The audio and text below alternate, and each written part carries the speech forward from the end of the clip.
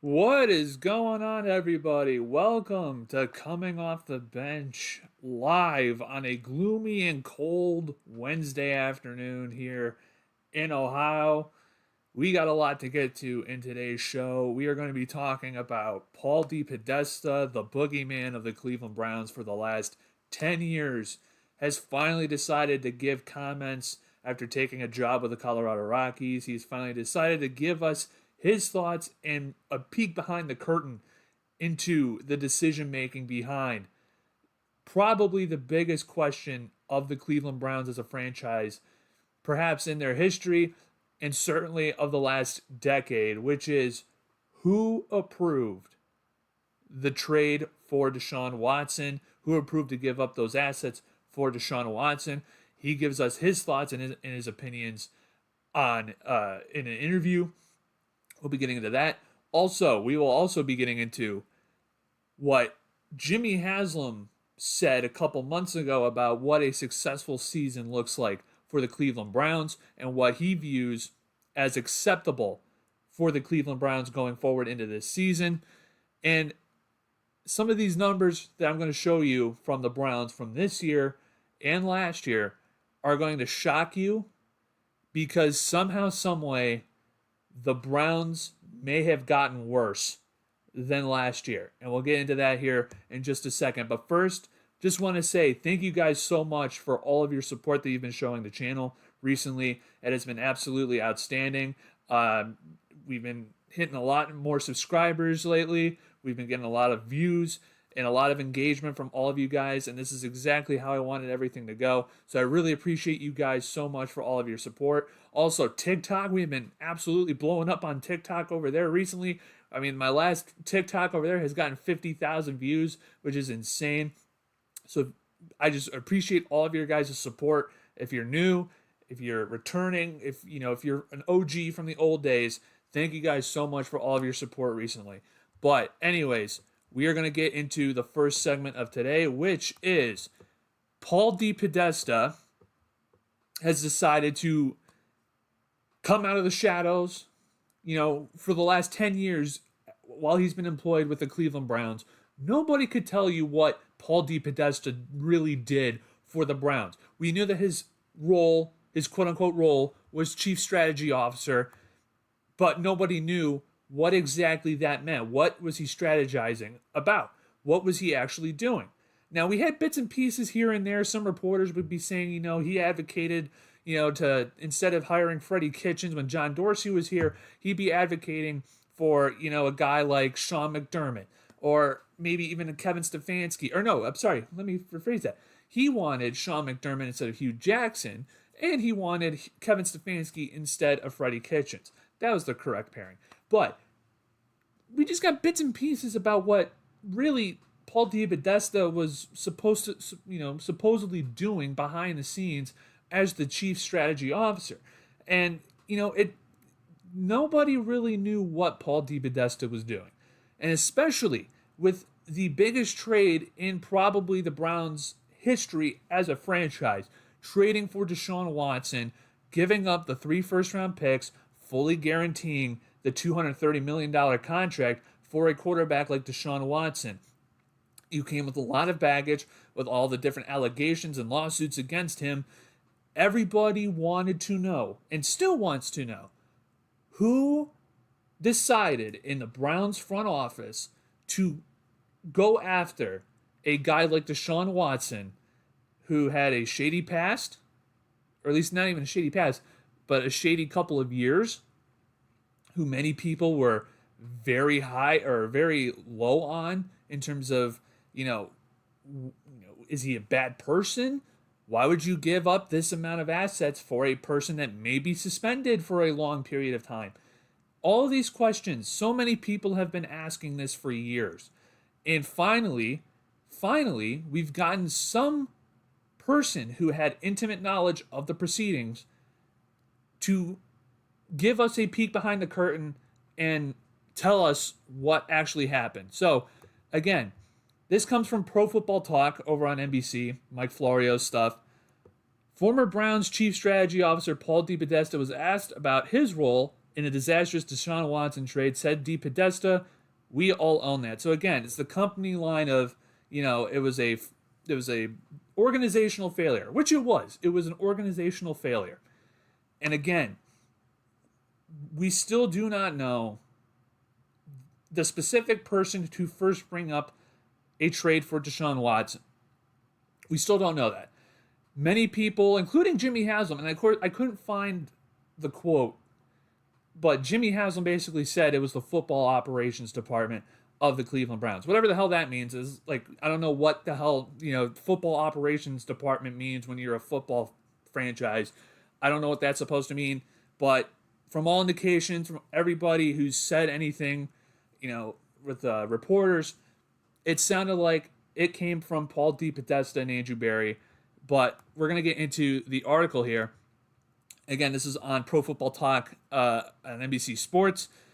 This is the key thing here. He sat down with an interview with the Denver Post talking about, the Rockies and that, about his role that he's going to have with the Rockies and try and help them, be more successful. But anyways, not important. This is what we want to talk about.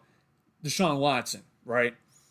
So Depodesta, when he's asked about what his decision or what his role it was when the Browns made the decision to go after Deshaun Watson, he says, here's what I would say, and I truly believe this. I believe that most of the decisions, especially the big ones like that, are organizational decisions, right? I'm not a believer in the King Scout situation where there is one guy who makes every call. The jobs are too complex. The decisions are too hard. They impact too many different things. So I always think these sort of collective decisions, it can be hard to get unanimous opinions on these types of things. Everyone who is a part of that, we all own that. We just do. That's part of the deal. So, interesting. This is an interesting phrase here. It can be hard to get unanimous opinions on these types of things. Everyone who was a part of that, we all own that. We just do. That's part of the deal. So to me, what's interesting about that quote is that it sounds like Paul Depodesta is sort of saying that there was a little bit of dissent amongst the Browns brass when it came to deciding whether to trade all those assets for Deshaun Watson. Because he said it's very hard to get everybody on board, especially with a decision like that. So, very curious to see, or I would like to find out. And Mike Florio goes on further in the article, basically saying the same thing. It's very interesting to find out that not everybody was on board with bringing Deshaun Watson in, because we're always told that it's a collaborative effort when it comes to the Browns and this front office, the Andrew Berry and Kevin Stefanski work in tandem with one another, and everything's in sync, and everyone's, working as a team and all this other stuff. And when you find out that the biggest decision the franchise has ever made, right? It's clearly, at least in the last 27 years since they've been back, the biggest decision of the franchise's history. There's dissent among this, but I would like to find out who that dissent, who was the dissenter? Who was the person that was not going along with Deshaun Watson becoming a Cleveland Brown? Now again, I'm going to say this again. We have no idea. This is the same answer that we have been given time after time after time after time again. Jimmy and D. Haslam were out there earlier this year in April, before the season started, before even the draft happened, saying Deshaun Watson's trade was a mistake. It was an organizational failure. Put the blame on us, meaning Jimmy and D. Haslam. Paul Depodesta comes out here and he says it was an organizational failure. But his big thing that he said was that there was dissent. Not everybody was on board. And from every reporter and every report that we've gotten about this absolutely inexcusable, hindsight being 2020, inexcusable trade and guaranteed contract Every single report that we have gotten is that this started from Andrew Berry and Paul Depodesta. And so now that we have a clearer picture as to what actually went on when the Browns were deciding to go after Deshaun Watson, now we have another new question. Who was in dissent? Who was in dissent? Was it Kevin? Because it certainly wasn't Andrew Berry. It certainly wasn't Paul Depodesta. Who was in dissent? Was it Kevin? Because a lot of Kevin Stefanski defenders say, well, Kevin didn't want to go along with it, but the team wanted to go along with it, so he went along with everybody else. Did Kevin have some qualms about Deshaun Watson joining the Browns? Deshaun Watson didn't really like Kevin Stefanski's offense. He said that before he declined coming to the Browns. So again, I am very, very interested in finding out who was in dissent on bringing Deshaun Watson in. Because, again, this is like the first time that we're actually getting behind the scenes, peel the curtain back moments about the biggest moment in modern Cleveland Browns history. The most infamous moment of the last 25 years of Cleveland Browns football. And it still raises more questions than it answers. Because, again, Deshaun Watson, hindsight being 2020, was one of the worst mistakes that any franchise could possibly make. Everybody, I mean, me at the time, I did not want Deshaun Watson because I just did not want to deal with the baggage that came with Deshaun Watson. I understood Deshaun Watson was a top 5 caliber quarterback and a Pro Bowl quarterback on a very bad Houston Texans team. But with all the baggage that he was going to bring along with him coming from Houston, with all the different accusations and everything that surrounded him, there was no way in hell I would give up those many assets. I wouldn't even give up anything to go and get him. I did not want him. I wanted to ride with Baker for one more year. I wanted to see what Baker had when he had a healthy arm, one more year. But again, when you have Paul Depodesta come out here and say that it was an organizational failure, everybody, we all own it. It was an organizational failure. But when he also says it's hard to get everybody on board with a decision like this, to me, that sounds like there was someone who did not agree with what the Browns were going to do. Because we all know from all reports, because they don't tell you anything.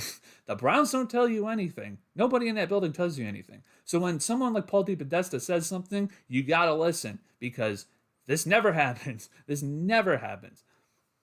But when Paul Depodesta says that it is very hard to get people on board with a decision like this, I'm very interested to see who this person was. Was it actually Kevin Stefanski? Because again, every single Kevin Stefanski defender likes to say that he didn't want to have Deshaun Watson because Deshaun didn't fit his offense, but the Browns went along with it, and he went along with the team. The Browns wanted him. The Browns wanted Deshaun Watson, and Kevin acquiesced to everybody else and said, "You know what? If you guys want him, we'll try and work him into the team." It's just an insane admission by a senior member of the Cleveland Browns during the time, which absolutely destroyed most of this fan base. It has set back the team for many a year. And to finally have some clarification and have just, even if it's just a little breadcrumb of what happened in the thought process and the mindset as to why the Cleveland Browns thought it was a good idea to go after Deshaun Watson and the thought process in that building of how they came to a decision to get Deshaun Watson. To me, this is a very, very interesting story.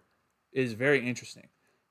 And like I said, I hope that later on, as years go by, as we get further and further away from the debacle of Deshaun Watson, I hope that we'll find out who this dissenter was.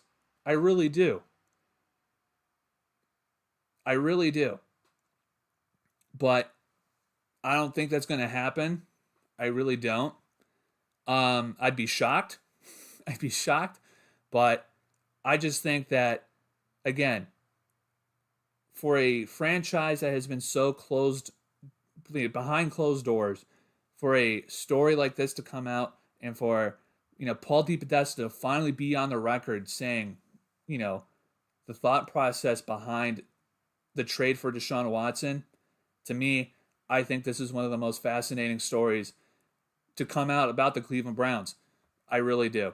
But anyway, that's going to be that for that segment.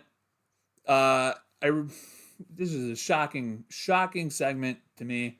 I don't know about you guys, but when I saw that Paul Depodesta talked to the media and specifically answered a question about the trade for Deshaun Watson and the thought process and the how everybody tried to get on board, but there were some people who didn't get on board, and that it's hard to get everybody on board for a decision like this.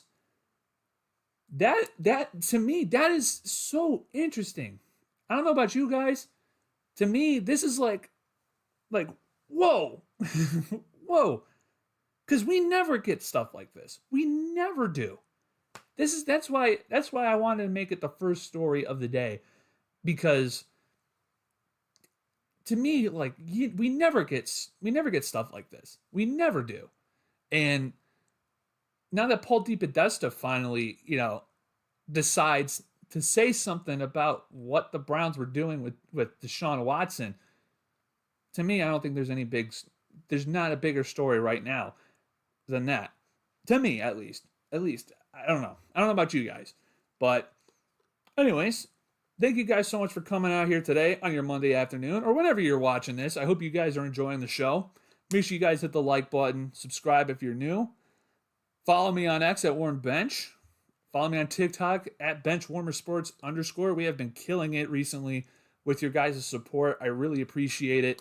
You guys have been absolutely outstanding. If you're new or if you've been here for a long time, all the support from you guys has been absolutely amazing, and I really appreciate it. And I'm very proud of what we're doing here on the channel, and I'm very happy that you guys are seeming to have a lot of fun with the content that I'm putting out. So I really appreciate all your guys' support. And yeah, I think you guys ready for the next segment. We'll get here with the next segment here, and then I think we'll probably answer a couple of your questions. If you have anything in the chat, put it in the chat below. Would like to hear from you guys. But I think we'll go on to the next segment here. We're going to be talking about Jimmy Haslam's comments and what it means for the Browns in the future. We'll get this thing set up here while, what do you call it? We'll get this thing set up. Okay. So, Jimmy Haslam made some interesting comments a couple of months ago, before the draft, actually, basically saying what a successful season looked like for the Cleveland Browns. And they made a lot of waves at the time. Not for these comments, but more so for what the Browns were thinking of, in terms of quarterback. Because remember, at the time, Shedeur Sanders was viewed as the number 2 prospect, at least the number 2 quarterback. A lot of people were mocking Shedeur Sanders to be number 2 to the Cleveland Browns.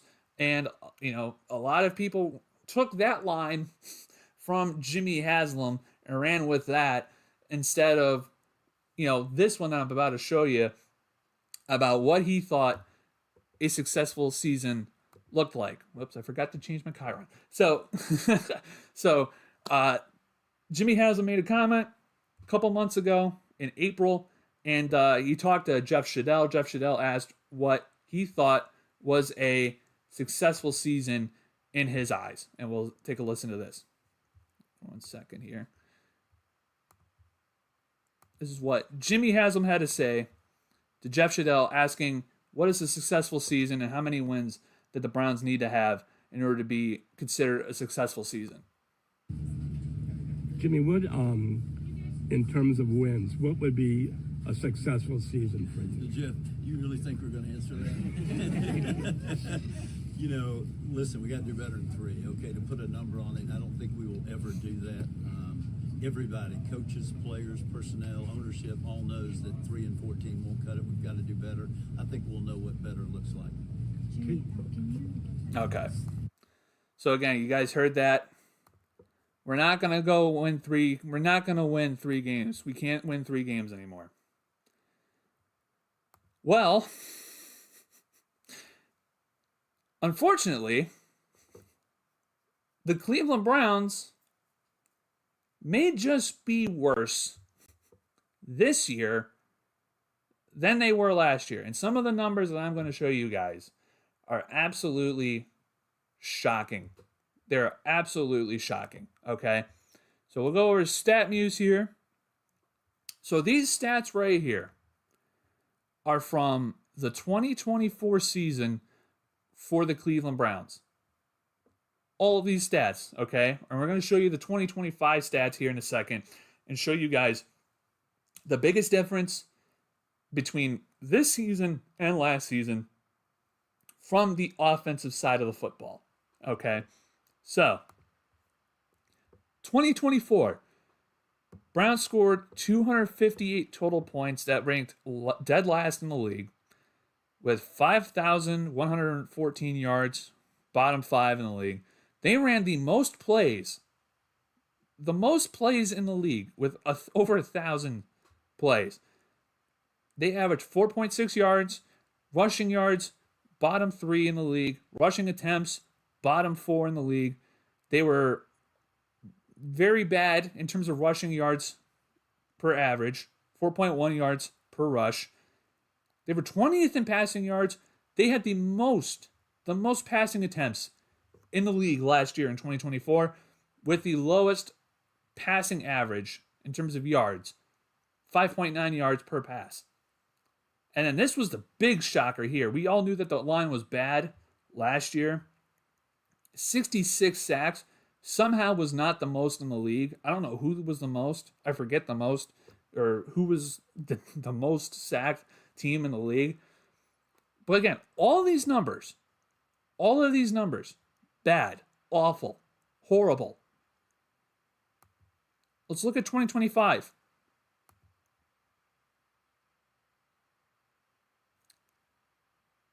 $146 points. Right now, that's second or third to last. It's third.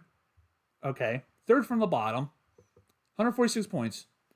I think the Raiders and the Titans are the only teams that have scored less points than the Browns right now.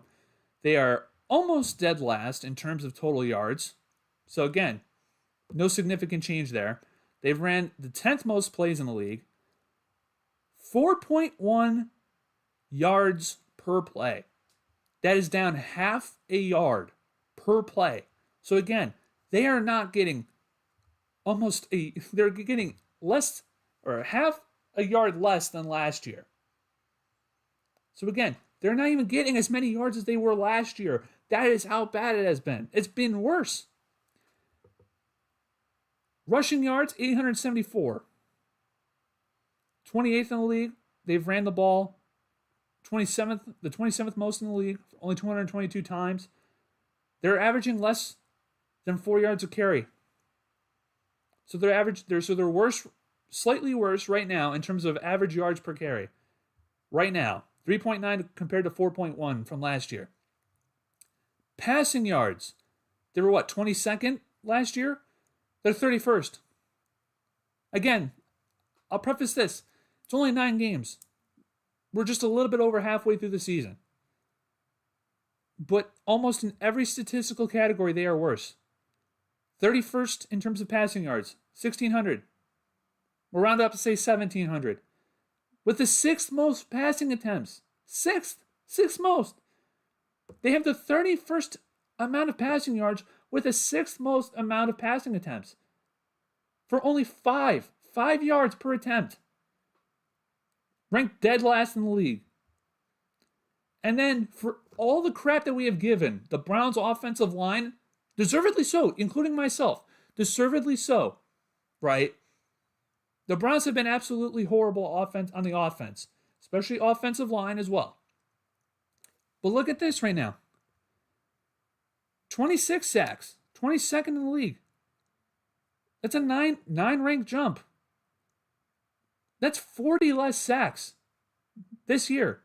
Again, we are halfway through the league. We're a little bit over halfway through the season. So this number can jump significantly higher.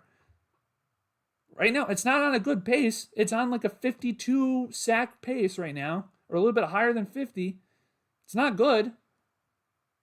But that's 15 less, like 14, 15 less sacks than last year. So again, the offensive line actually, to be honest with you, it's actually better than last year. Surprisingly. Everything else,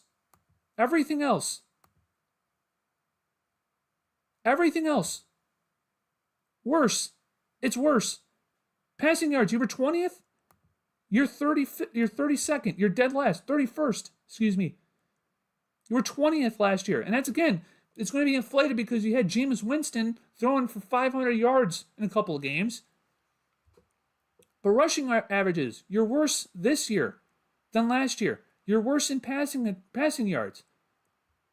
You're worse so far in rushing yards. Again, everything, almost every single statistical category offensively, the Cleveland Browns are worse. They are worse. This is insane. And to me, again, when you have Kevin Stefanski, who's supposed to be the offensive guru for your team, who gives up play calling to Tommy Rees for the second year in a row, who gives up play calling duties to his offensive coordinator, and you are significantly worse than last year.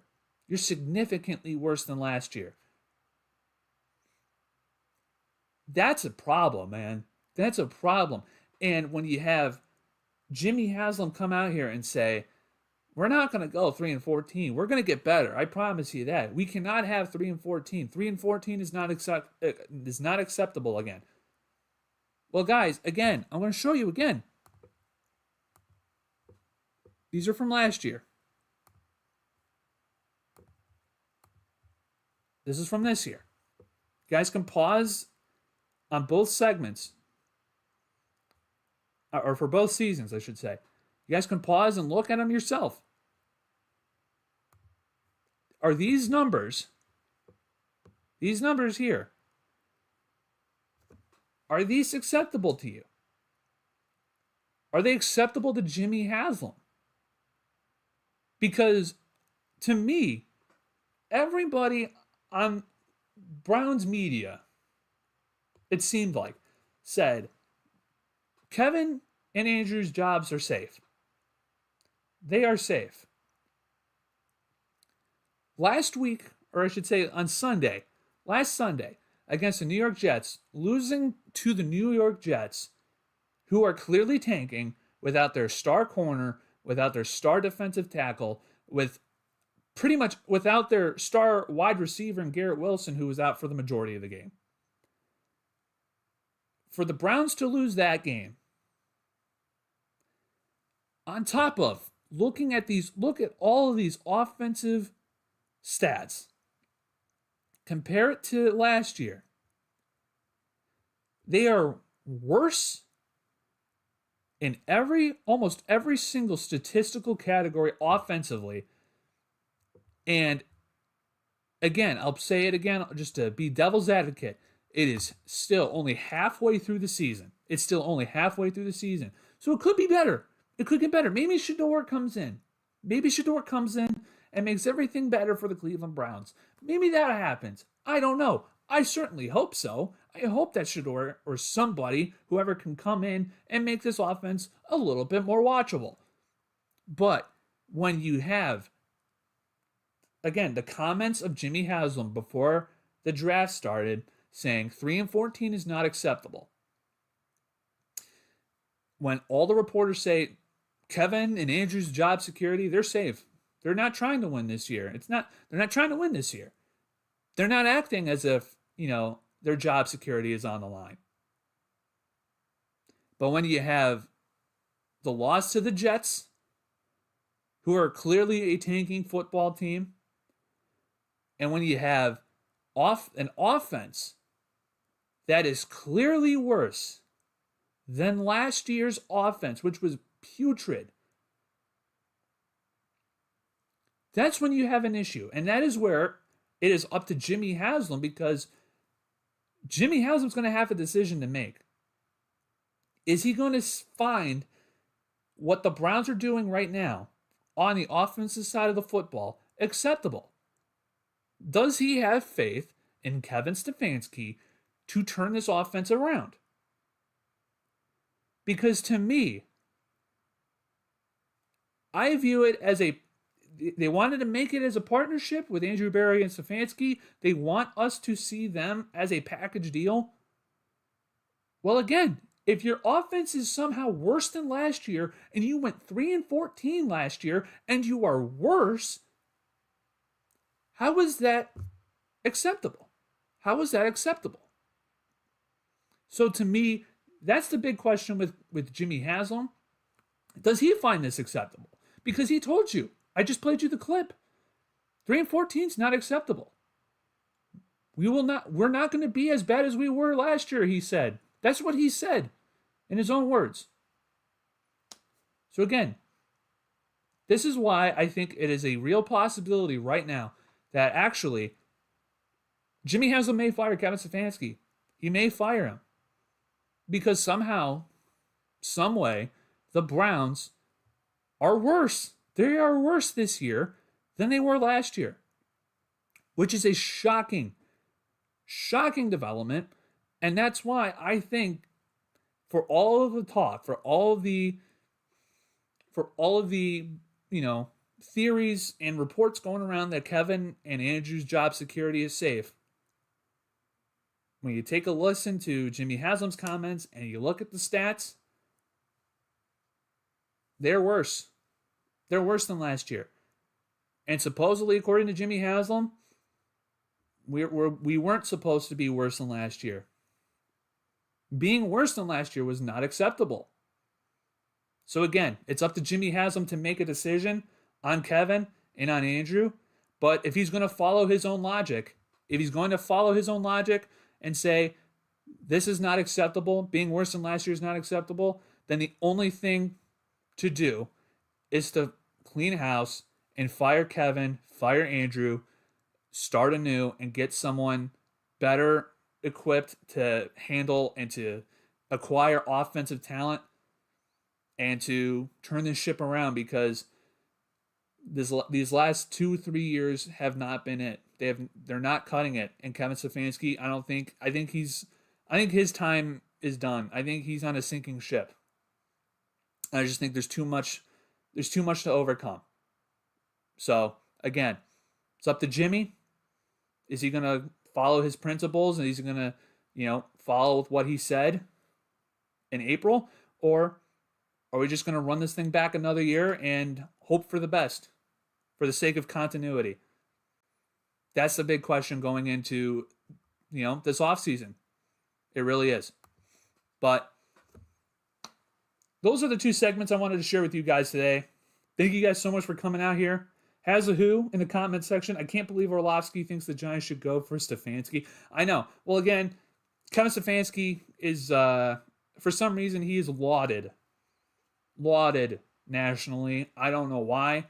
Again, every time anybody talks about Kevin Stefanski in like modern, or not even modern, the national media, it's always, well, he's a 2-time coach of the year. Well, you know what? Matt Nagy was a coach of the year, and he absolutely flamed out. Okay. But yeah, Orlovsky, I think he's friends with Stefanski. I know they have the same agent or the same agency that represents both of them. So, I mean, that could be a sign there too. He's just looking out for, one of his fellow media brethren or his fellow agent brethren. I don't know. Um, Hazahu also says while Rizzo thinks Stefanski wants out, I think to me, like again, I said this before. I said this in my Dylan Gabriel video. The Kevin right now, seemingly more and more by the day, looks like he wants to go out the way that he wants to go out, and that is with his quarterback, which is Dylan Gabriel. Dylan Gabriel is Kevin's quarterback, guys. Like, Kevin wanted Dylan Gabriel.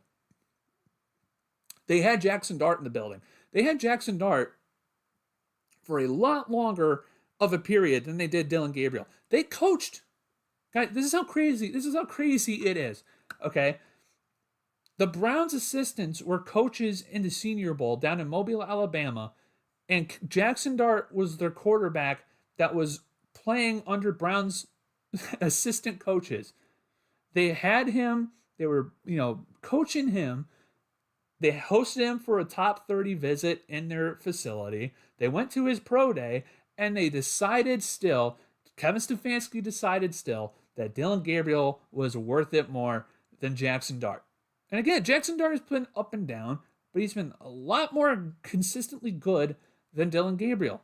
That's just a fact. Although Jackson Dart plays like a human wrecking ball, and apparently he's had 4 concussion evaluations since he's been in the league, which is absolutely ridiculous. So he's going to have to change the way he's played the game. But so far, Jackson Dart has played better, or has looked better than Dylan Gabriel. And that is a fireable offense on Kevin Stefanski. Hazahu again. Thank you for the support, Hazahu.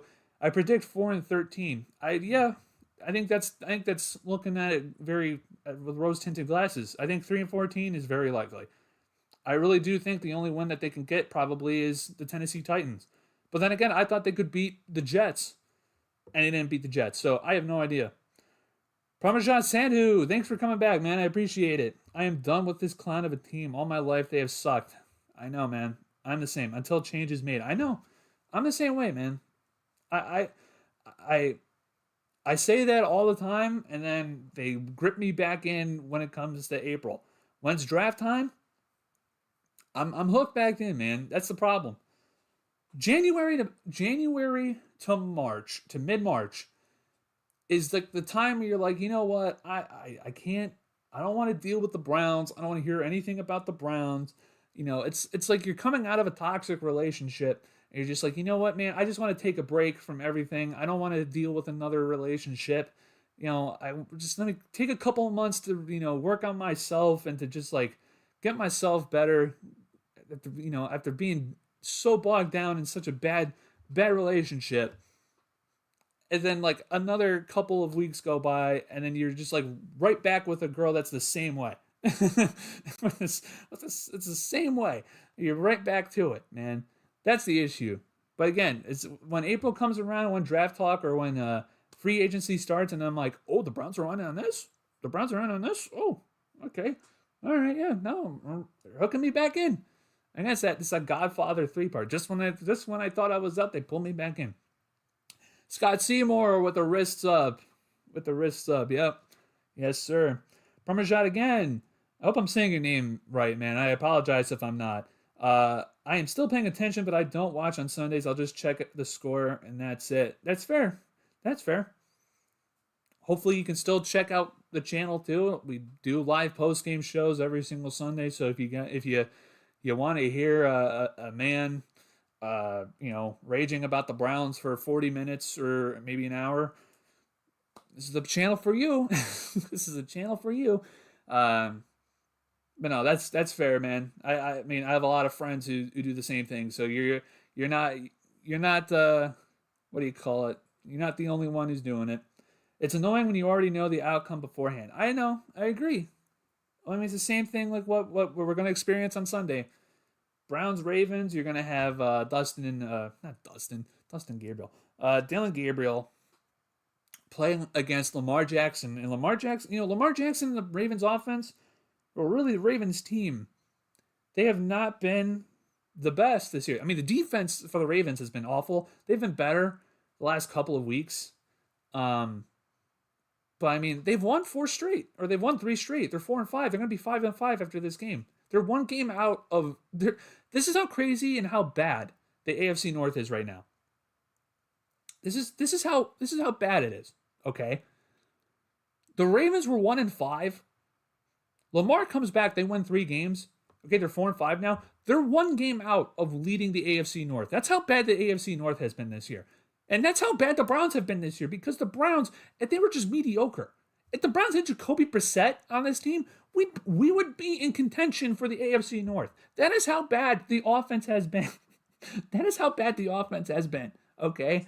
That's why it's shocking to me how Kevin Stefanski and Andrew Berry and all these guys still have a job. Because if the Browns had just mediocre quarterback play like Jacoby Brissett, the Browns would probably be in contention for the AFC North Division title, which is insane.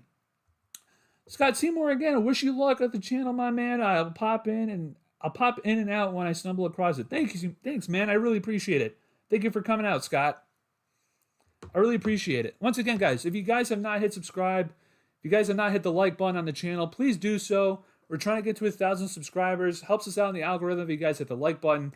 Once again, I really appreciate you guys' support. I mean, once again, TikTok, my last TikTok, we've got 50,000 views on that one. That's insane. If you guys are on TikTok, follow me at Benchwarmer Sports _ That's where you can find me, or you can probably just search up Benchwarmer Sports. It'll probably pop up on your feed. We've been killing it over there on TikTok. Follow me on Twitter or X at Warm's Bench. That's where I post, a lot more consistently. And you guys can follow my live reactions to Cavs games, Browns games, Guardians games, really just any sports news in general. You guys can follow me at Warm Bench. But yeah, I mean we've been killing it. You guys have been killing it. I shouldn't say we. You guys have been killing it. You guys have been absolutely killing it. Recently with all the support. So I cannot thank you guys enough for all of your support. Who would you like for GM? That's an interesting question. Because to me, I really thought about that. It's a good question.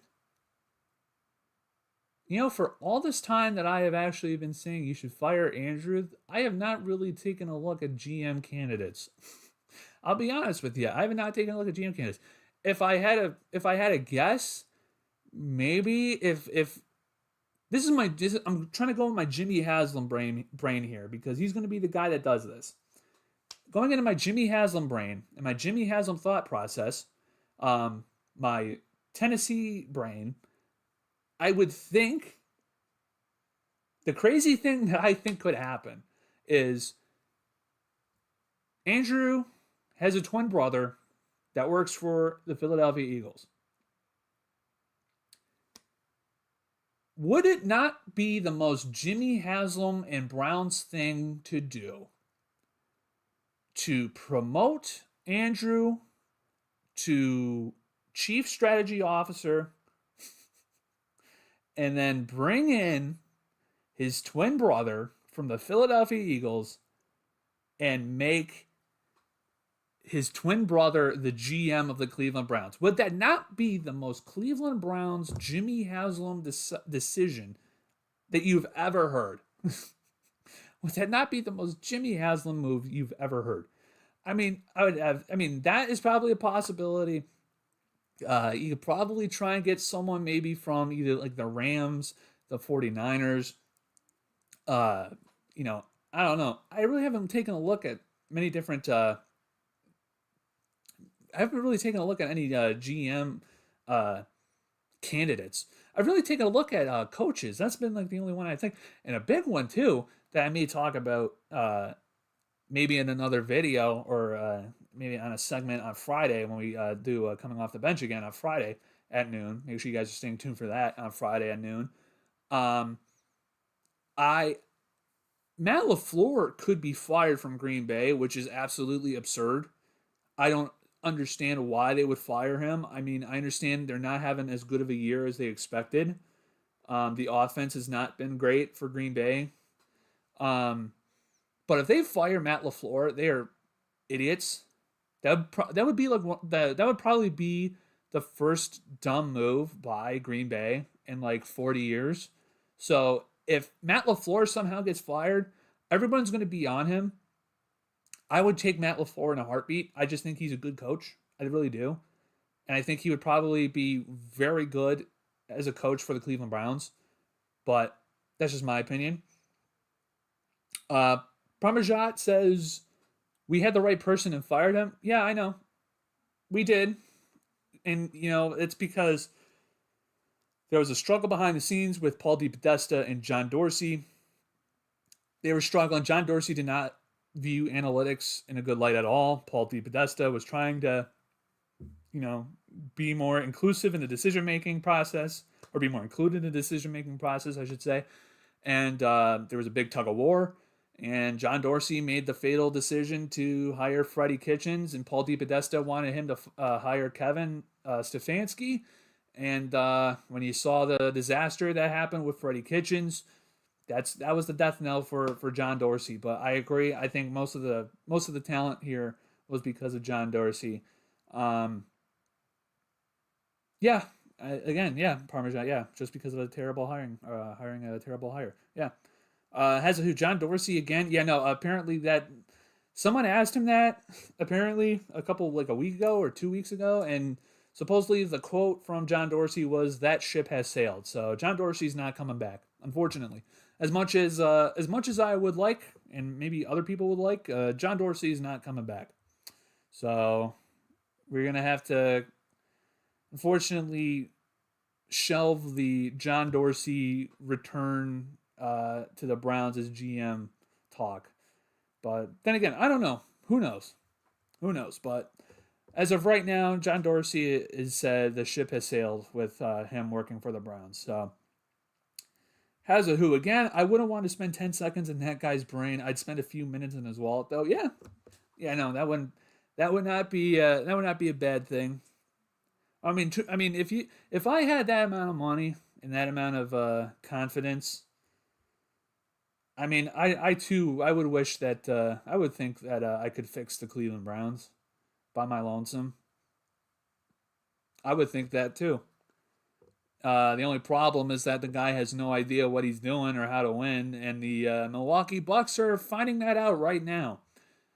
With him being minority owner, the Milwaukee Bucks are struggling, so it's not looking great for any of Jimmy Haslam's investments right now or anything that he owns, including Pilot Flying J. Who again? Brown should definitely look at LaFleur if that happens. Yeah, I know, I agree. Like I said, if Matt LaFleur gets fired from Green Bay, that would be the biggest mistake the Green Bay. I wouldn't say biggest mistake. That would just be a very rare mistake by Green Bay, in my opinion, because I think he is a damn good coach. I think if he has all the talent around him, he could be a top 5 coach in the league. I really do. I think he is top 10.